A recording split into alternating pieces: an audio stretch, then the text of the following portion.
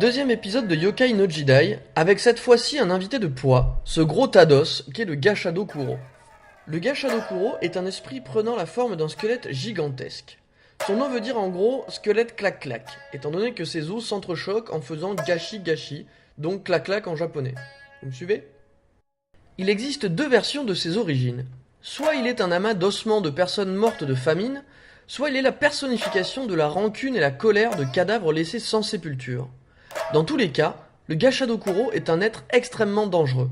Il tuerait ses victimes en les écrasant ou en leur arrachant la tête, allant même dans certaines histoires jusqu'à boire le sang giclant de leur cou. Le Gashadokuro le plus connu n'a pourtant aucune de ses origines. En l'an 940, après avoir mené une rébellion contre l'empereur, Taira no Masakado est tué et sa tête emmenée comme trophée. On le voit sur cette estampe, regardant un combat de grenouilles. Voilà, bon, chacun son hobby, moi je ne juge pas. Sa fille Takiyasha, une sorcière renommée, reste vivre dans le palais de son père. Pour être certain que la rébellion de Masakado est bien enterrée, l'empereur envoie l'un de ses héros, Mitsukuni. Chargé de débusquer d'éventuels conspirateurs, il se rend dans les ruines du palais Soma. En le voyant arriver et connaissant ses intentions, Takiyasha invoque grâce à ses pouvoirs un Gashado Kuro qui attaque Mitsukuni.